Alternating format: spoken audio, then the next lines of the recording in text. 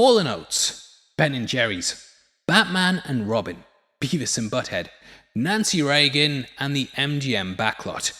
These are things that belong together. Every kid in the 90s wondered who would win in a fight, the terrifying perfect organism that's the xenomorph or the greatest predator alive, the Predator. 2004's Alien vs Predator finally gave us the chance to see the ultimate fight on the big screen. Though we'd had a comic series with a pair facing off against each other, multiple games, and lots of arguments in the playground, this fight had never made it past those stages. Alien vs Predator though, that changed everything for the better. Growing up, I remember back then there was lots of crossovers in the works, and little teasers made fans like me extremely excited. Batman name-dropped Superman, and Freddy and Jason faced off in 2003. But nothing had really come from the xenomorph skull spotted at the end of Predator 2. With Ripley far in the future and the Predator not seen since 1990, it didn't feel like we'd be getting them anytime soon. However, when this was announced, fans like me went absolutely crazy! In the end though, the film wasn't that good, and the real fight was between the movie and the critics who panned it. Oof, but at least they got legendary Paul Anderson to direct. Wait, hold on. Oh, they got Paul W.L.S. Anderson. Fuck's sake! Yep, fresh off 2002's Resident Evil, Anderson was given the rights to the characters, blending things from the comics, ancient aliens, and packing more slow-mo than a Zack Snyder movie. It's certainly far from being a fan favourite. As a kid, I was expecting the likes of James Cameron's Aliens mixed with John McTiernan's Survival in the Jungle, and I think expectations were incredibly high. Because of that, the movie was never going to live up to it, but since then, I have softened on the film. There's a lot to like in it, and it advances the Predator lore on screen in a really cool way. Packing what's still one of my favourite flashback scenes in the entire franchise, we discover how the two species are intertwined. And all in all, I think it works well with the lore. Throughout this video, we'll be going through the movie scene by scene, and also talking about the making of and how this came to be. If you enjoy it, please hit the thumbs up, and make sure you subscribe for videos like this every week. Without the way though, thank you for clicking this longest intro ever. Now let's get into Alien vs Predator.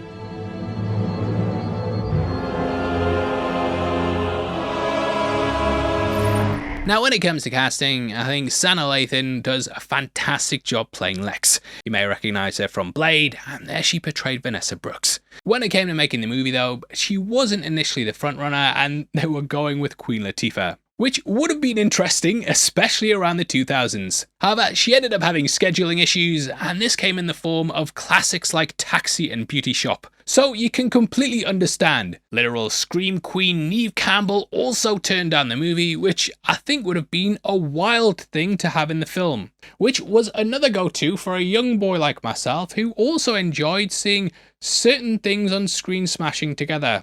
In the end though, I'm pretty happy with the main character that we got on screen. Terrible joke. Now, as mentioned earlier, the idea of this crossover originally began with Dark Horse and DC. Executives at the former were initially going to try and make the movie happen until Chris Warner stepped in. He proposed that they use the in-house properties to make things a lot easier. Having bought the rights to both Alien and Predator, the company published the first AVP story in 1989. That was Dark Horse Presents issues 34 to 36, which saw a similarish story to this movie. There, an alien queen was kept in chains to lay eggs, which was shipped off to be eventually hunted down by young Yucha.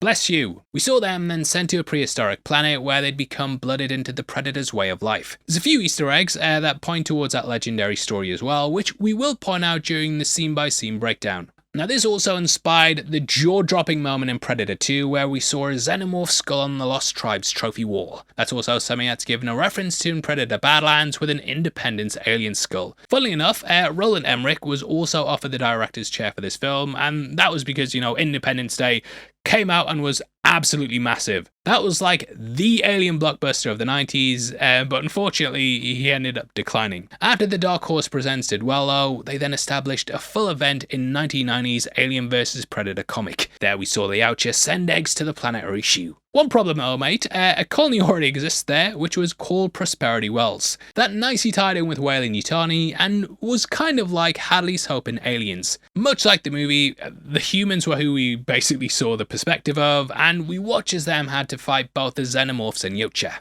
It's a fantastic read, and it sees Machiko Noguchi teaming up with a predator named Deshande. She eventually endured the ordeal, whereas in the end, the predator ended up dying. However, he'd give her the mark of the blooded, much like how we see Scar do this to Lex at the end of the movie. Later, she'd then be recruited by the Predator Top Knot.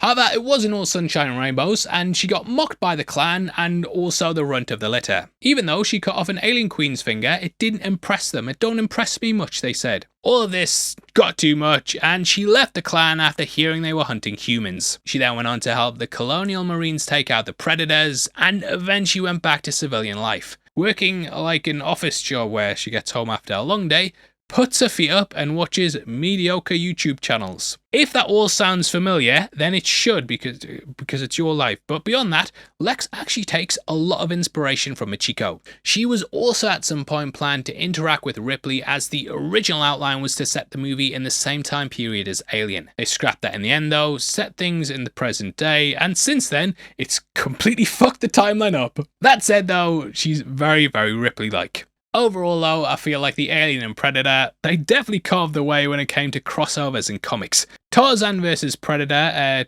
Predator vs Judge Dredd, Archie vs Predator, even that, and Batman and Superman vs Predator, and even Batman and Superman vs Alien and Predator. Yeah, they were crossing over everywhere. I'm sure though, if you're a 90s kid, then you definitely remember this cover, and I remember seeing that on shelves and just buying it because of that. Now, most of the stories involving the pair culminate with the humans teaming up with the Predator. Obviously, you can't really talk to a xenomorph because like 100% of the time, they're gonna kill you. So these alliances between the pair, they're always formed in the stories, and that's pretty much the staple of every single telling, and this film as well. Now, from this point, a spec script was written based off the previous comics. This was by Peter Briggs, who also wrote Hellboy. Ironically, we almost got Guillermo del Toro take the role as a director, but in the end, he opted out to make Hellboy. However, that script was shelved due to the upcoming Alien Resurrection.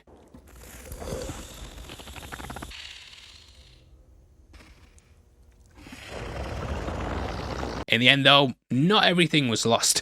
The script was then taken and adapted and used for the AVP arcade game. We were truly blessed. That's where I first got my head around this universe, and for Christmas, I begged my mummy to buy me the PC adaptation. I died within 3 minutes because I was like 6 years old and I just couldn't handle the keyboard. I didn't know what QWERTY was. But happy memories. Now, both James Cameron and Ridley Scott were asked to direct the crossover. Neither were interested though. Cameron even rightly predicted it would devalue both franchises. He compared it to Frankenstein meets the Wolfman and said they're milking the thing dry. I feel like the creative team probably found that comment funny as they play the movie on the TV in the satellite station. Maybe that's me reading into it, but either way, that was the first big crossover film, and it inspired things like King Kong vs Godzilla. Sigourney Weaver also said it sounded like a stupid idea when asked about it, and yeah, the people we know for the franchise were very openly against it. However, we're not really here to see them, and it's the titular characters that are what's going to sell the tickets. So the studio pushed on. Another comic-accurate script was then rejected as the producers hoped to set the movie on Earth. It was then that the pitch by Paul W.S. Anderson was accepted. That blended the idea of Machiko's story and an Earth setting, making it the best of both worlds. He utilised a drawing of the Uchiha looking over the pyramids, and in the end, this is what won the executives over. And who can blame them? To me though, they really should have done a sort of apocalypto here and had this take place in the past. I love those period settings in the Predator franchise, and I think that would have worked really well. Either way though, the story was heavily influenced by author Erich von Däniken, specifically his 1968 book Chariot of the Gods. It put forward the idea that ancient civilizations received their technology from aliens.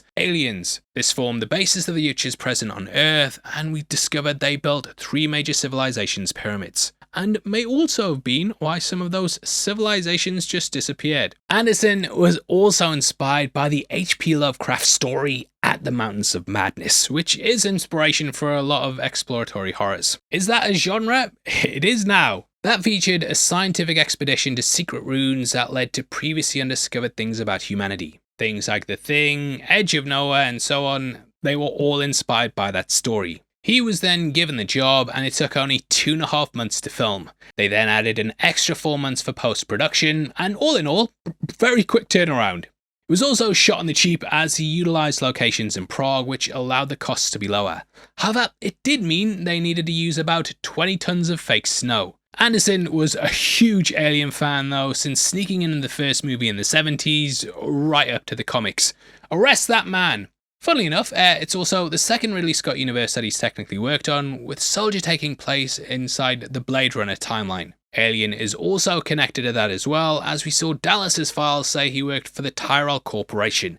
Event Horizon and Soldier showed that he had the chops for sci-fi, and I remember being quite excited due to loving the former. Looking at the Rotten Tomatoes score for those movies at the time though, I'm like, what the hell are you? Did we watch the same movie? You are wrong! I even quite liked his Resident Evil movie, and even though it got terrible reviews, as a fan of that franchise, I thought it adapted it well. And hey, say what you want, at least he got to marry Mila Jovovich out of it.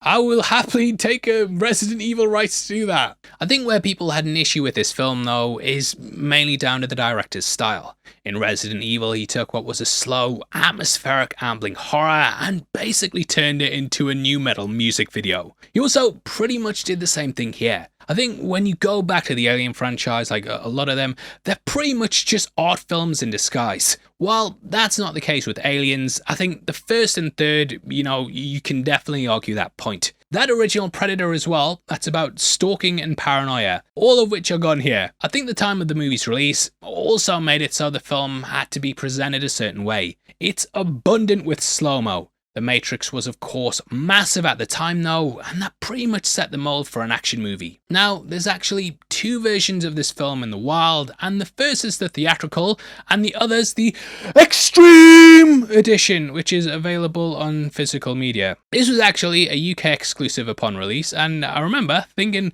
the UK's gangsters. Put away that soft shit, mate, get out the hard stuff. We will be going through the Extreme Edition though and pointing out all the differences between that and the theatrical cut. So if you haven't seen it, don't worry. Beyond that, I want to talk about all the callbacks and references, and from this point in the video, we'll be breaking down the film, so let's get into it. 7 days ago, one of my satellites over Antarctica hunting for mineral deposits discovered a sudden heat bloom beneath the Earth. Now, we start in Antarctica in 1904 at the Razorback whaling station. This is our first change as it wasn't part of the theatrical edition. We're going extreme from the off. We know where this is though, as there's a huge sign written in English, despite this being a remote Norwegian station. This is clearly a direct nod to At the Mountains of Madness though, which took place in a polar expedition around the turn of the century. This then clearly inspired Who Goes There, which is what the thing was adapted from. That revealed that a Norwegian base had discovered the creature, which is something that also happens here. Now this whole set was made on a studio backlot despite them wanting to film it in Prague. The novel actually goes into a bit more detail on the location, and we discover the workers found a Predator drop pod ship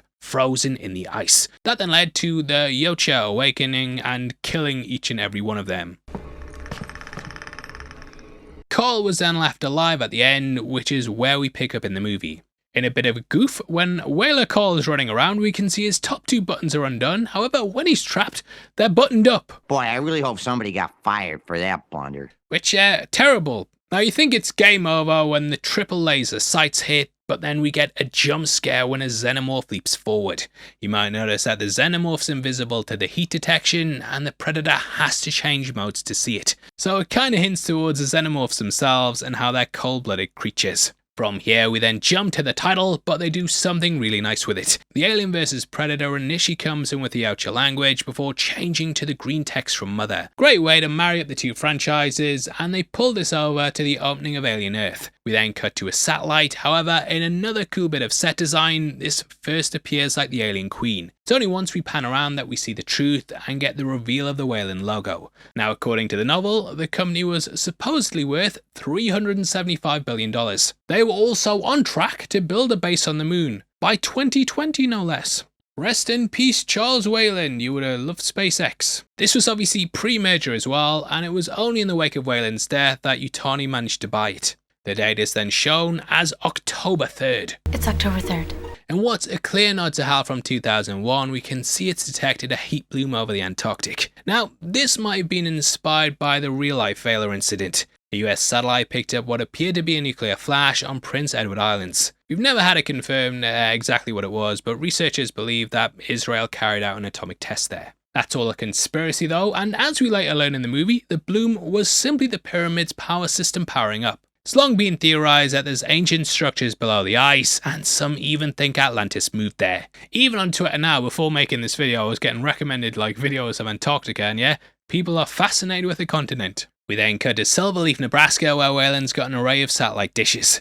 But there's an interesting goof here. In the book, this station was located in New Mexico. The pizza boxes also hint at this, as they're from Daily Pie Cafe. It's actually a real-life restaurant in New Mexico, so something must have changed during the pre-production phase. The dude taking the pizzas was also cut from the theatrical release, but there's a very cool Easter egg. As this is pre-Whalen-Yutani, Whalen has its own slogan, "Building a Better Future." If this rings a bell, then it's because in Aliens, the Whalen-Yutani slogan was "Building Better Worlds." Here, we're not capable of space travel though, but it wouldn't be too long until they managed to do it. Now the guy eating the pizzas are Alec Gillis and Tom Woodruff, who are the co-founders of ADI. They were the studio that splintered off from Stan Winston and later worked on a lot of these films.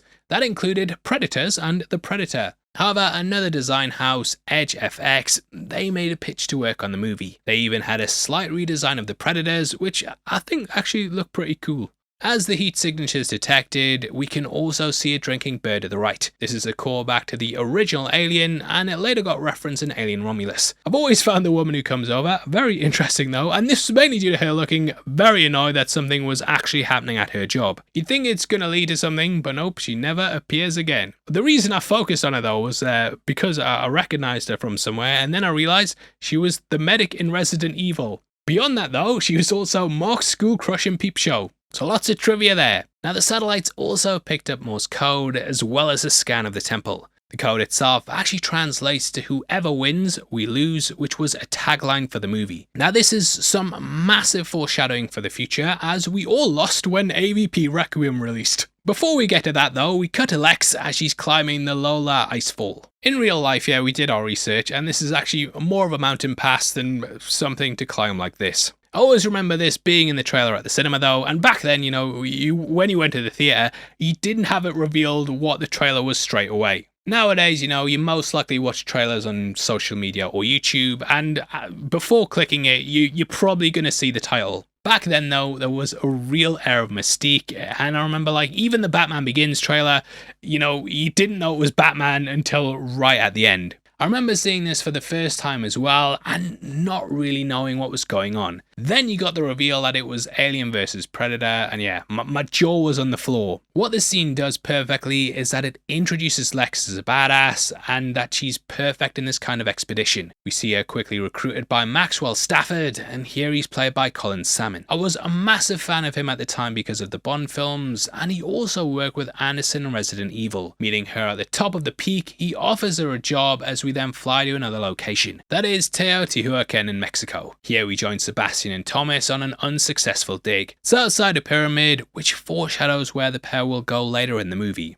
Spend millions on this dig, lots of time and effort put into it, but in the end, all they find is a Pepsi bottle lid. Now, you might remember back in the 90s that Pepsi had been a major sponsor in these kind of films. Terminator 2 had the drinks brand absolutely everywhere, and even Alien 3 got its own commercial.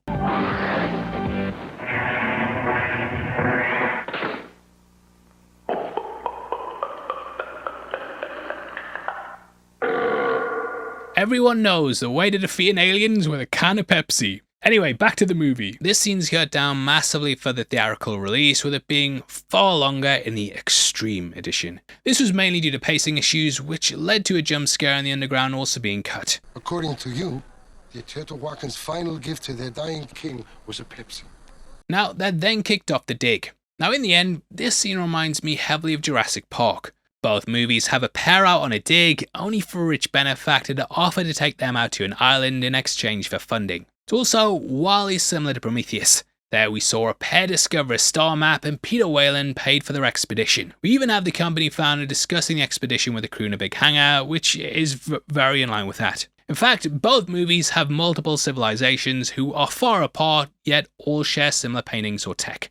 Ridley Scott, you absolute hack! The recruitment drives the success though, as they all fly to the Ross Ice Shelf. Here we get a magazine with none other than Charles Bishop Whalen on the cover. Emphasis on the Bishop there. Here he's played by Alien alumni Lance Henriksen, who I'm sure you of course recognise from those earlier Alien movies. The role was written specifically with this actor in mind, and the director desperately hoped he'd accept the part. Bishop first appeared in Aliens, where he subverted fans' expectations by being an android with a heart of gold. Cameron would then later reuse this turn in Terminator, where Arnie portrayed a good guy robot in the sequel. I prefer the term artificial person myself. Yeah, alright you clanker, you fucking clanker, piss off! In Alien 3, he also portrayed a damaged Bishop, and Bishop's creator, Michael Bishop. There we learned Michael worked for Hyperdyne and made the Bishop synthetics in his image. Now, this is a bit of a mess when it comes to timelines and lore, mainly because Mr. Whalen appeared in Prometheus as the head of Whalen Corp. Both were precursors to Weyland-Yutani, with Yutani being referenced at the end of AVP Requiem. Don't worry, I will be subjecting myself to that abomination, as long as you promise to hit the thumbs up. Beyond that though, we were originally going to see Mr. Yutani appear in this movie. Gary Busey was approached to play him despite being in Predator 2, and also not Asian. The producers actually approached Arnie and said, "Will you do it?" And he said, "Yes, I'll be back, eh?" However, that was only on the proviso that he lost the election to be California's governor. So yeah, the Terminator became the Governator, and we lost out on another, yes, another opportunity for Dutch to return. It seems like he'll be back in the sequel of Killer of Killers. Milk that joke, but it seems like he's going to be back in the sequel for Killer of Killers. But yeah, I've been burned by the promise of an Arnie return so many times, so yeah, we'll see. Either way, the magazine talks nanotech, medicinal acoustics, and the technology of early civilizations, which is something we of course explore in the film. He's called the pioneer of modern robotics, which is a reference to the future Bishop in Aliens. We then see Dr. Gray Miller taking selfies for his kids.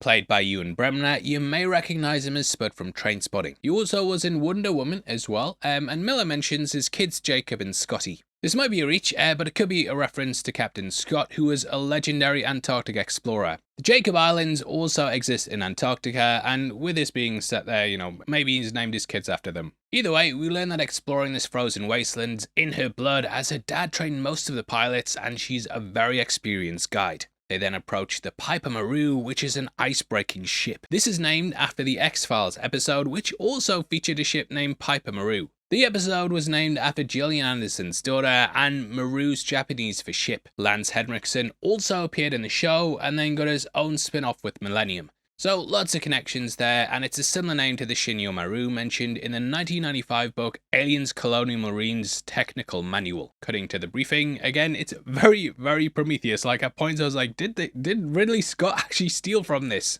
Here we hear the archaeology duo have the plan to take the money and dip, but of course their curiosity's gonna get the better of them later. Both this and Miller being told to get off the snowplow were also cut from the theatrical release.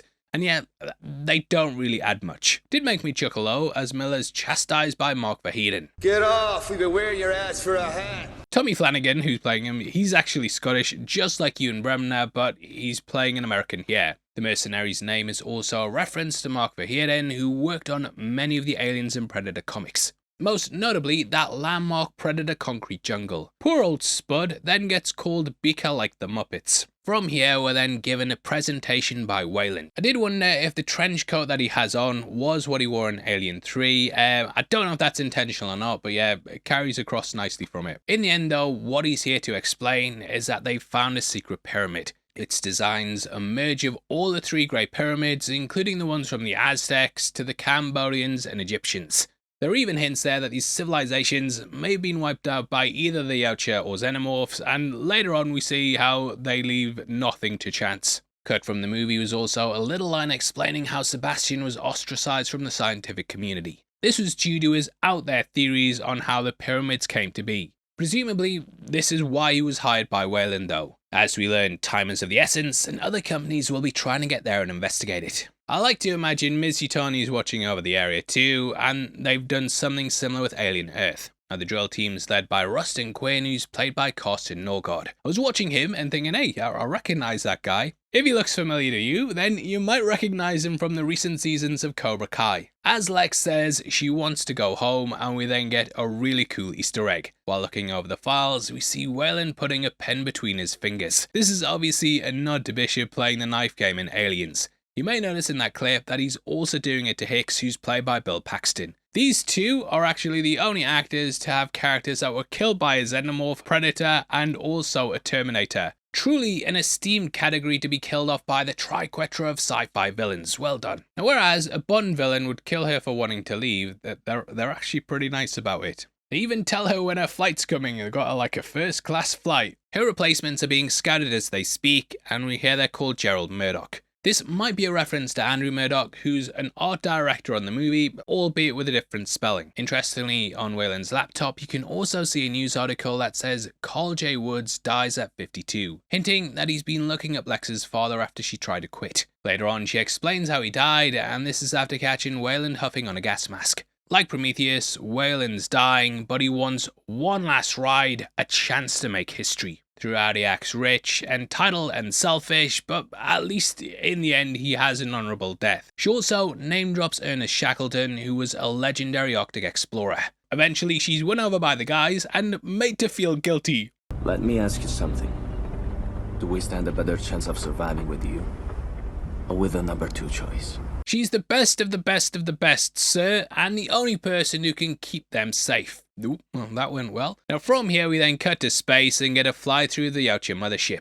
It's very similar to how we got on with the Nostromo in the first Alien. This includes things like a computer starting up and even text reflected in the helmet, which is something they did in that film. The system loads up and we also get a hologram of the temple. It looks like a bigger version of the wrist projector one they used later on. We also saw a wrist projector in Predators when the captured Yautja showed Earth on it. This is a similar ship to the one in Predator 2, though it is a bit sleeker. Jury's still out on how the LA one got underground, but I won't dwell on that every single video that we do. Either way, they drill using the plasma cannon and the explorers head out on snowmobiles. Sebastian mentions how the Pepsi cap he found was a valuable archaeological find, with that bit being cut from the theatrical release, which is the only reason I'm mentioning it, because we're doing differences and I'm being thorough. He foreshadows the coming Predators though, as he mentions the moon's big and calls it the Hunter's Moon. Considering that the hunt happens every 100 years and the weapons are behind a time lock, ancient humans must have passed this on over time. However, it ends up not really having any real meaning. 10 is something though that constantly reappears throughout the movie. The Predators visit the planet every 10 years, which has been seen in all the films. Predator was 1987, with the second being in 1997. The Predator was then set in 2007, so blah blah blah. We also have the pyramids changing in intervals every 10 minutes. Now as they reach the camp, we have some bones, reminding me of the spines being ripped out of the humans by the Predators. We see these hanging down from a window, and these look a lot like the tail of the xenomorph. We also have some hooks and chains dangling down. These appeared a lot during the scene where Brett died in Alien, and the xenomorph used them to hide in plain sight. It's tense, atmospheric, and feels a lot like the Thing. However, nothing really happens, even when Miller goes off by himself. I think one of my big issues with the film is how long it takes to get to the creatures. Even in the theatrical cut, we're talking around 45 minutes. For now, we're 21 minutes in, and we see a giant whale skeleton, which clearly evokes the alien queen. Lex talks about how the entire place was mysteriously abandoned, and since then, it's basically been one of those stories on Ripley's Believe It or Not. Miller then goes in, and we get a tense scene that's just a fake out with a penguin. At least it's not a cat though, as per usual. They then discover the gigantic hole in the ice. It's said no drill team on Earth could make the hole, and it's bigger than your mum's vagina. We then go to the ship, and I love how we pan and see the images being created to have depth. We then get the Predator suiting up, Batman and Robin style.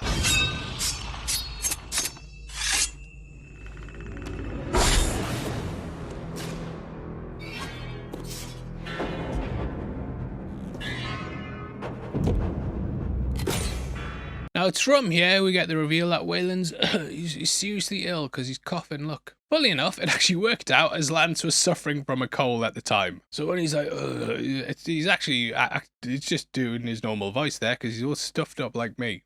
Lex then rattles off about her dad's death after breaking his leg up on a cliff. She and her father shared her first drink, and he then ended up dying 20 minutes from the base. So he likely could have lived. However, Whalen says how it was more important to him than have that drink with his daughter 14,000 feet in the air than getting back just to potentially die anyway. I need this.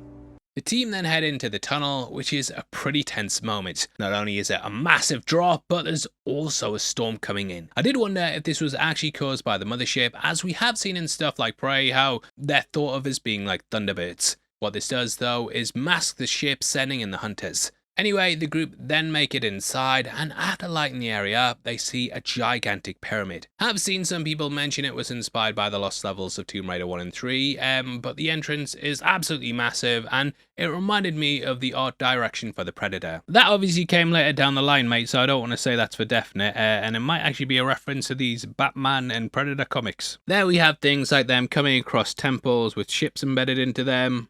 You can see that. Can you see it? And we also have giant shrines and stuff located in the lower parts of the pyramid. Now, the Predator kind of took the design motifs over from this, and like that, they built these sets to scale.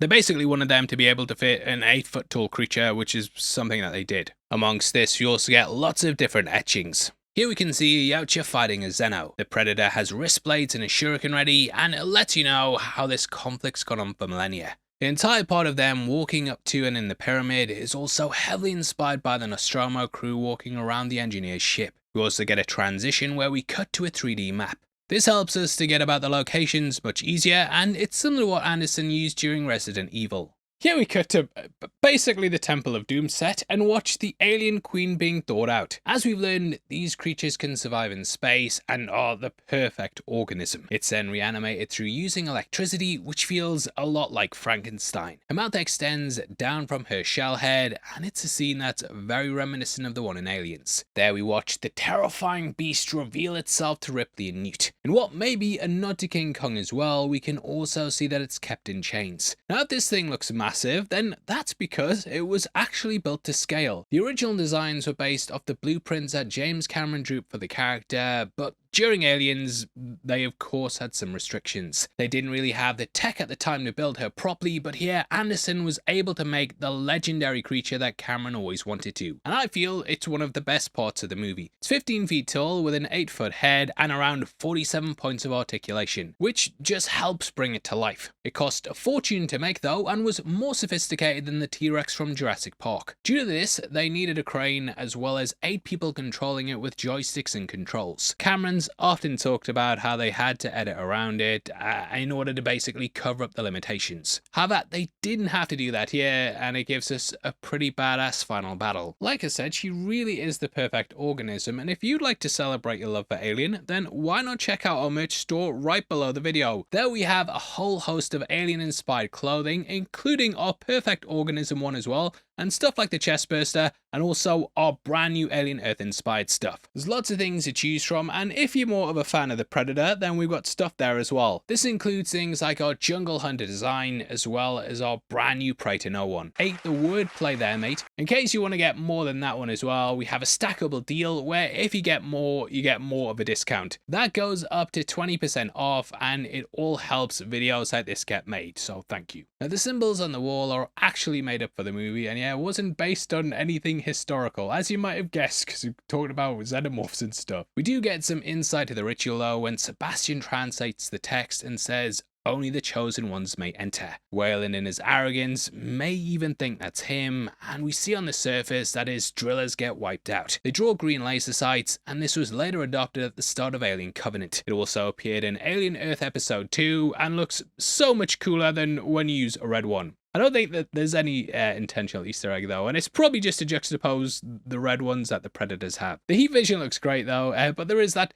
dodgy CGI on the bloody wrist blade. Yeah, the effects at the time, you know, they haven't all held up, but they do make up for it when the combi sticks decloaks. Watching this, I feel like this sequence was a lot like the penthouse scene in Predator 2, except there was no bird absolutely going hell for leather bouncing on a dude's cock at the start of it. In that scene though, we watch the guys getting demolished by the city hunter, while here the mercenaries are wiped out with ease, complete with bodies hung up ready for trophy taking. Only Quinn makes it out, and Celtic appears as the bullets mess with his cloak. The snow gives him away, and this is similar to how the dust in Predator 2 was pumped out by the RWLF. Celtic is the oldest and largest of the trio, but in the end, he doesn't end up becoming blooded. The name itself is actually taken from his mask, as this was inspired by Celtic knotwork. It implies he or his lineage may have visited Scotland at some point, and thinking about that, I'd love to see like the Predator versus the Scottish warriors of old. Ye cowards, turn off your cloak! Terrible impression, but his mask's also inspired by the Guardian Predator from the end of Predator 2. This was also the first design for the Jungle Hunter. He returned for the sequel where he played the character Wolf, and later down the line he'd play the engineer in Prometheus. To prepare for the role, Ian ran on the beach with a weighted vest, and when I was hearing that story, I thought of Apollo racing Rocky in Rocky 3. Quinn then ends up falling down the tunnel, and his actor actually broke his ribs while filming this sequence. Being the badass that he was though, he didn't notice until the next day, and it looks like a great slide to be fair. We later see him almost completely frozen and the Yautja walk past him, which is an homage to Dutch, who wasn't seen when he was covered in mud. He's even seen lying against some rubble in the same way, however our expectations are subverted when he's killed by Scar. The reveal of the rest of the trio is really great here though, and we watch Scar and Chopper decloak. The latter is obviously a nod to get to the chopper, and they did a similar reveal down the line in Predators. They then bring up the temple map, and we see the ritual room as the humans walk into it. Lined with bodies, it's here that the ancient humans would receive a face full of hugger. You might actually also notice the dead creatures on some of their faces. This room's also intended to be laid out like the sleeping pods on the Nostromo, and in the middle we can see a xenomorph sigil. It looks a lot like the marketing images that were used for Alien 3, which is a pretty cool detail. The design is also on the necklaces that we see the sacrifice victims wear in the flashback. On the walls we can see spines and skulls, which are clearly trophies of the Yautja. We then get a good look at the Chosen, who've been left there to die. Now this leads me to have a huge question. How did the Xenos burst out of people's chests in 1904 if there hasn't been any humans in the temple since the Aztecs? How? The crew also needed advanced equipment to make it into the tunnel, so how did the whalers get impregnated? How? It just doesn't make any sense. It makes no damn sense. Compels me though. I like to think that the heat bloom was intended to lure the humans there, and in the past people were either tricked to going there or captured. It's a huge reach though, and Miller later theorizes that the heat bloom was the energy source for the temple firing up. I did wonder though if that's why they cut the opening, because yeah, idiots like me might ask those questions. If they've explained it or you know the answer, then let me know below, but yeah, something seems fishy, the timelines are not matching up. Now we then see a calcified facehugger. Looks like some kind of scorpion.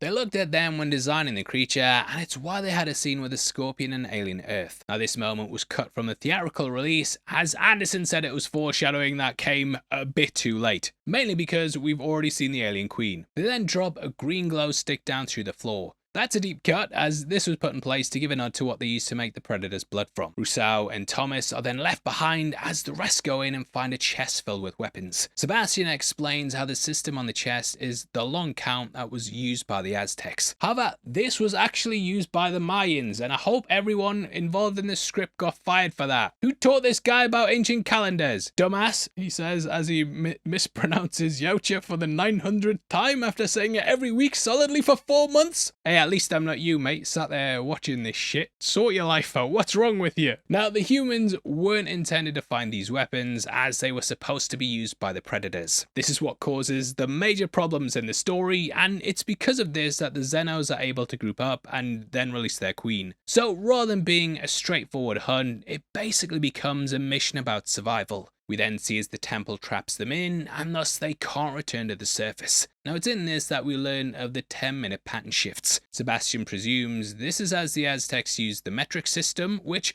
no they didn't, mate, you're a terrible historian again. Now those later sequences have the changed architecture that really reminded me of the movie The Cube. It features deadly rooms as things chop and change, and to be honest, it's well worth a watch. I think knowing this stuff happens in 10-minute intervals though, it does cause some issues. For example, Russo gets face-tugged and then 2 minutes later it hatches. I've often said how it's pretty much up to the writer how long this process takes, and you have some lasting a day, others lasting hours, some lasting a couple of minutes like this, and then Alien 3 where it goes over days and days and days. But I'll give that a pass because Ripley was carrying a queen, but yeah, no consistency. I will say though that I love them getting locked in the chamber and then the eggs slowly popping up. During this, Thomas shines a light on them and you can see the facehugger scuttling inside. It's just like what happened when Kane did the same thing in the original. This was also referenced in Alien Earth during episode 3. They then hit Russo in slow motion, and we then journey back to the basement in what's a really cool shot that feels very, very fluid. Now when it came to the facehugger puppets, Cinesite were hired for this. They done work on the spiders in Harry Potter and the Chamber of Secrets, and are some of the best practical effects in the film. Beyond this, a lot of these eggs and facehuggers were also recycled from Alien Resurrection, as ADI had also worked on that movie.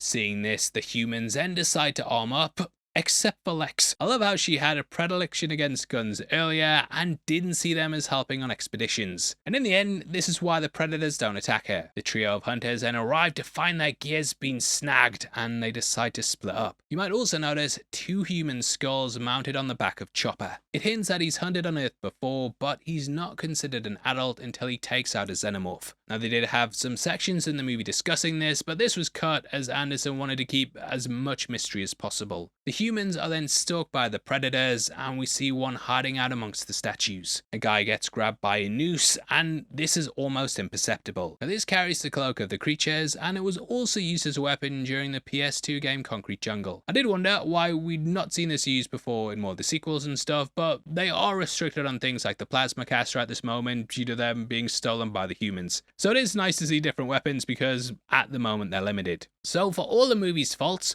we at least get a change up from the formula. Everyone's then split up due to the changing of the architecture and one poor lad's trapped underground. Miller and Verheiden then end up as the odd couple, but we don't really get to spend much time with them as they're grabbed pretty quickly. Now we are being thorough, so I just want to point out this line was cut from the theatrical version. Well, thanks, Professor. Actually, it's Doctor.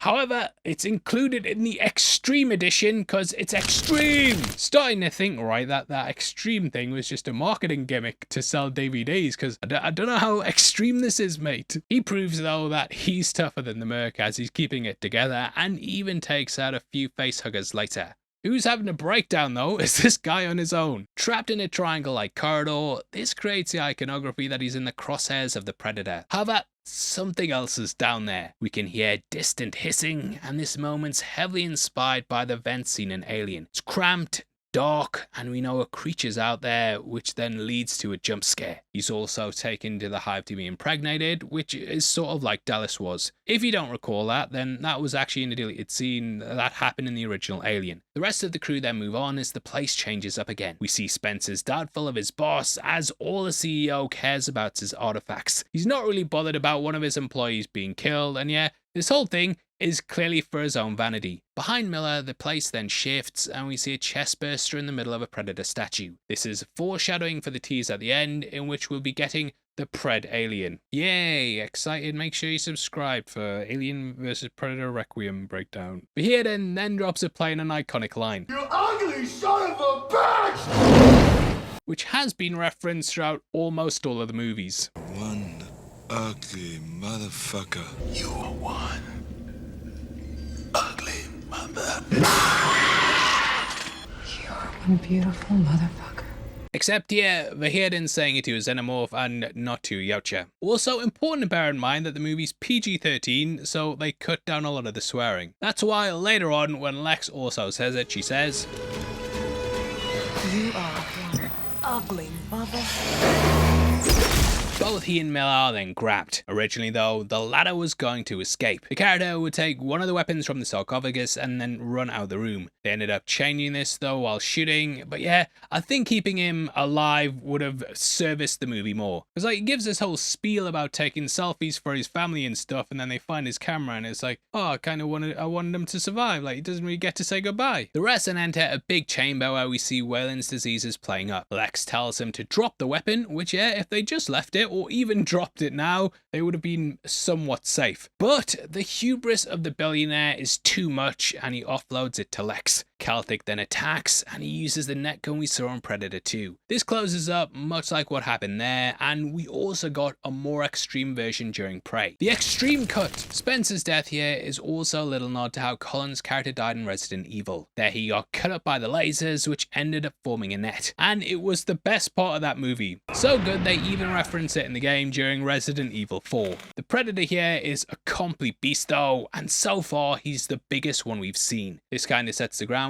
for the hybrids and upgrades that we get in the later movies. To me though, what makes the franchise great is the hiding in plain sight and the mind tricks that they play, not necessarily that they're bigger. The upgrade I've always felt was the lowest point of the franchise, and it was too far removed from the original. Luckily Prey came along and took it back to basics, but yeah, this kind of started things off where it was like the Predators have to be bigger and badder every film. Chopper then attacks poor Lex before getting speared by the Xenomorph. This feels akin to the Queen stabbing Bishop at the end of Aliens. Now, what's probably the most iconic moment of the movie, we get the face-off that was used in every single marketing material for the film. Like, this was everywhere. I love the extra little details here though, especially how you can see the Xenomorph's little mouth moving.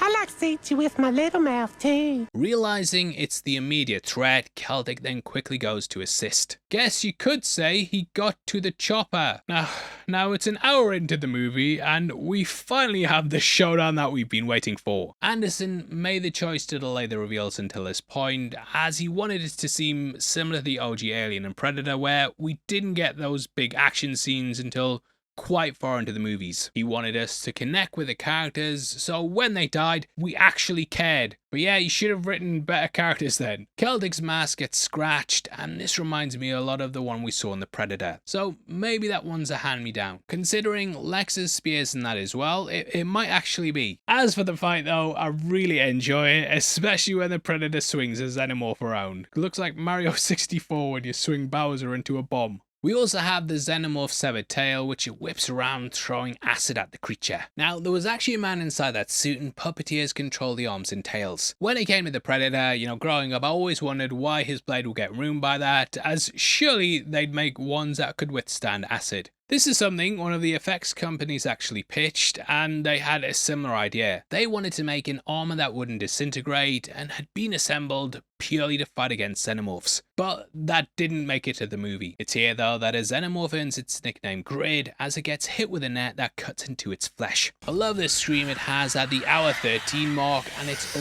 really cool design to differentiate it. The fight then heads to the bone pit, which is what I call my bedroom. Oh! However, unlike the real life Celtic, this one's relegated to death. His head explodes like it's right out of Scanners, and it's very over the top. Kinda reminds me of what happened to Mac in the first Predator. The humans then make a run for it, and we see Wayland a little worse for wear. Wayland, I'm not gonna let you die down here.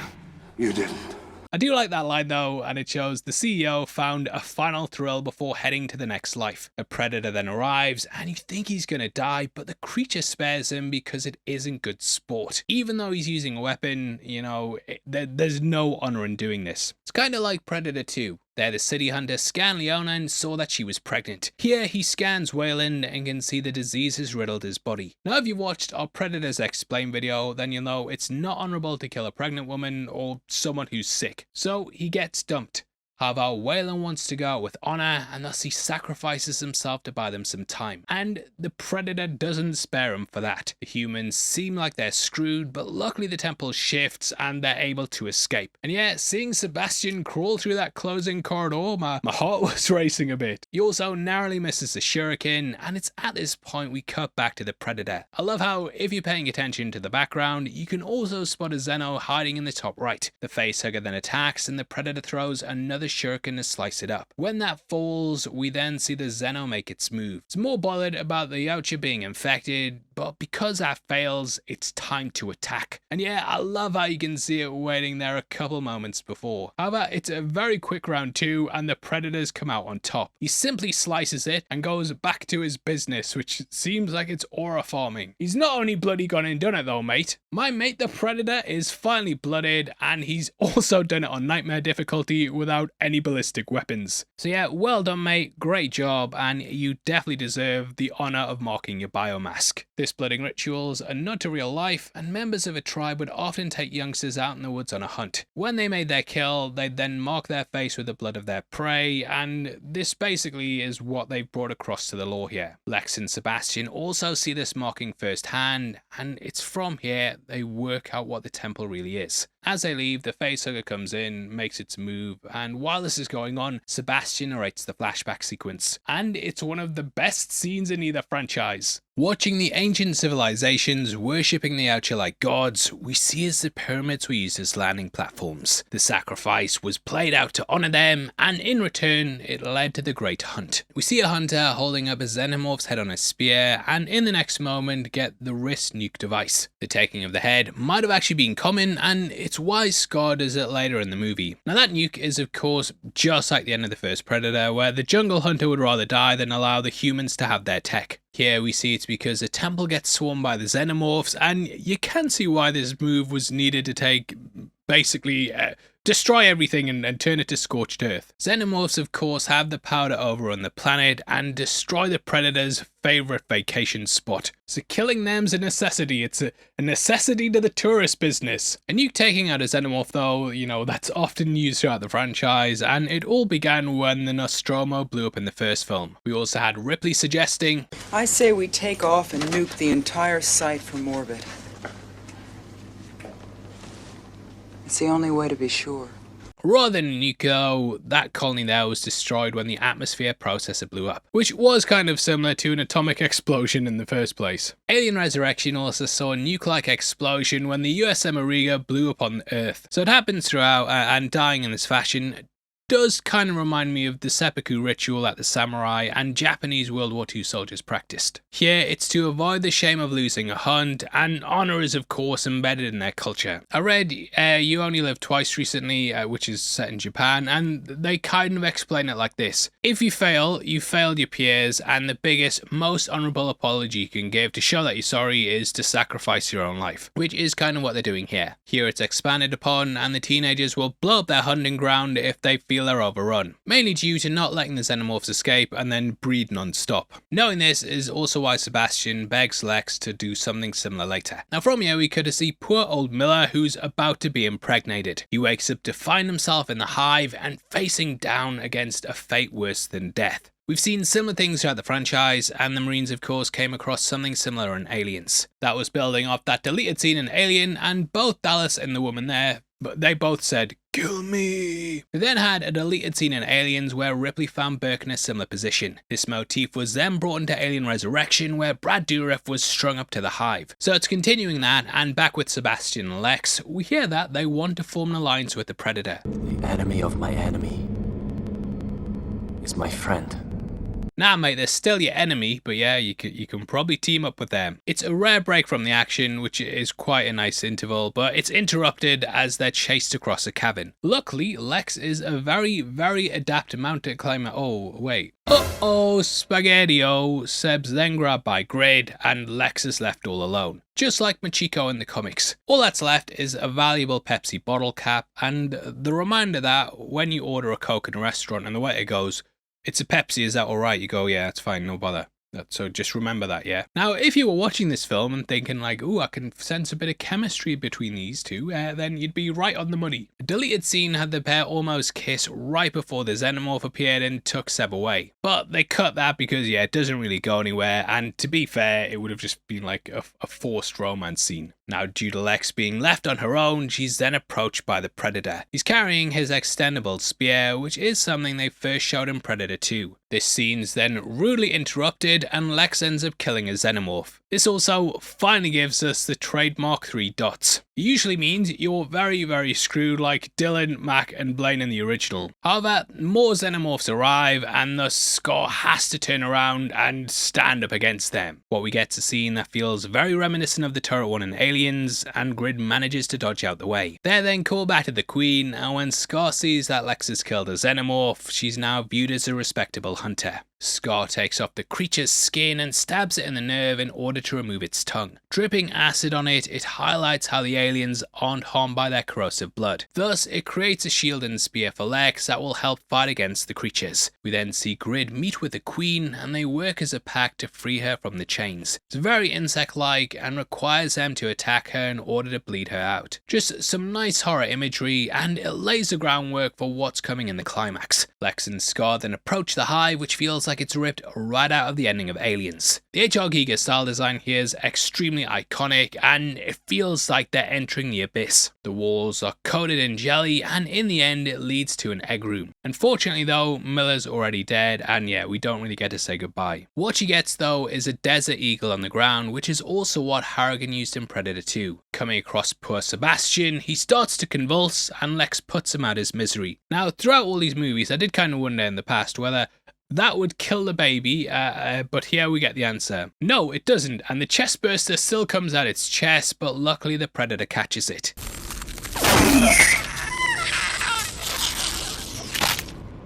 With the Queen finally free and the eggs beginning to hatch, Scar decides to set the explosives. He uses hand gestures to show what's going to happen, and this is a very rare departure for the franchise. There's no vocal mimicry like what we saw with Billy's laugh or Danny Boy's voice, and it just adds a nice bit of character to the creature. She then spots the alien's saliva, which signals she's not alone. Characters often stand in something like this, and Alien Isolation players will know how harrowing this sight is. Now, behind the scenes, the production team had lots of problems with the xenomorph saliva. Apparently, it just wouldn't stop producing the goo between takes. Oh my, I can't control my goo! Using the sled, they then pulled at the surface, and all the xenomorphs are destroyed. Well, except one. It's a massive explosion though, and I thought it was hilarious how more and more kept detonating. But they make it out the blast site, and she ends up receiving her mock. According to the behind the scenes stuff, this is why the tribe spare her at the end. She's kind of part of them now due to having that clan mock. Because of this, I also don't feel like she'd be picked for Killer of Killers, as she's seen more of a member than a target. As with all Aliens movies though, we get a sort of fourth act. The Queen comes out, but that wasn't actually initially the plan. In the original outlines, they were going to go with Grid and have him be the final monster. Rather than the nuke going off at the eggs, Grid would chase him up the tunnel, and Skull would then throw the wrist device down, and that would lead to the creature's death, along with the rest of the hive. When building the Queen though, and seeing how much they could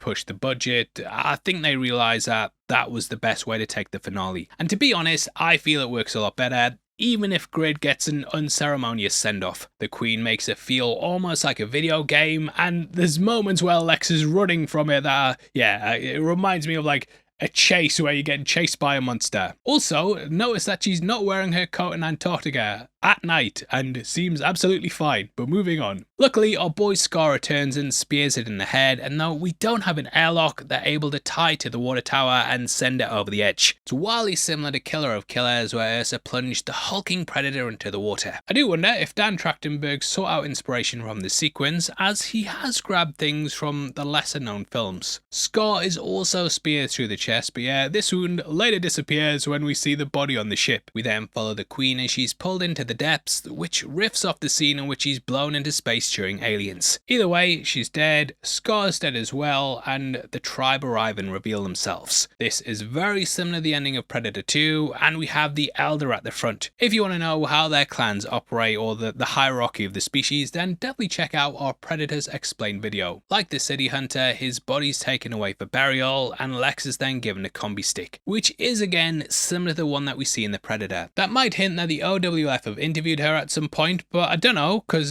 she's been left in the Antarctic without a jacket at night with no transport, so good luck. Either way, we end with a chest burster hatching that was planted earlier in the movie. I did wonder why they didn't scan him before taking him on board, and that always made me think the ending was a bit stupid. However, upon doing my research, I found some very interesting trivia. So, Yautja are supposed to take their own lives after being infected by a facehugger. A deleted scene showed that Scar knew he had a chestburster in him and he was planning to take his own life. However, due to the Queen getting out and the xenomorphs overrunning everything, he wanted to wait until the job was done. He was then going to end it after the death of the Queen, but he unfortunately succumbed to his wounds. The predators on the ship, they'd never really suspect this for some reason, as, you're supposed to take your own life, and thus they just didn't bother scanning him. It was a complete oversight. In the end, though, this leads to the Predalien being born and causing the ship to crash into Colorado. Requiem picks up almost immediately after this and sees a predator named Wolf go and clean up the mess. So that's how we end the film, and according to the novelization's author, we would have actually seen the Predalien in this movie. Either Celtic or Chopper would have died earlier, and it would have been those characters that gave birth to the chestburster. So the confusion may have arisen from those changes. There would have also been a massive fight between the humans, Xenomorph and Yautja, but this was of course cut. Interestingly, we would have also seen the alien tech handed over to the Weyland executives during a short epilogue. I'm guessing that this is where Lex was picked up from and how she survived the events of the movie. A similar thing also exists in AVP Requiem, albeit with Ms. Yutani. Now, despite the severe fan backlash that exists to this day, this movie was actually the first Predator since the original to open at number 1. Upon its release, it was the highest grossing film of both franchises, which is why that sequel immediately got greenlit. Considering that Dutch and Mike have now been added to Killer of Killers, I also wonder if they're going to tie Lex in with that as well. As mentioned earlier though, it might be because she's part of the clan, but yeah, that updated teaser at the end of Killer of Killers, anything's possible. Now, as for this film, overall though, it's not a particularly great movie.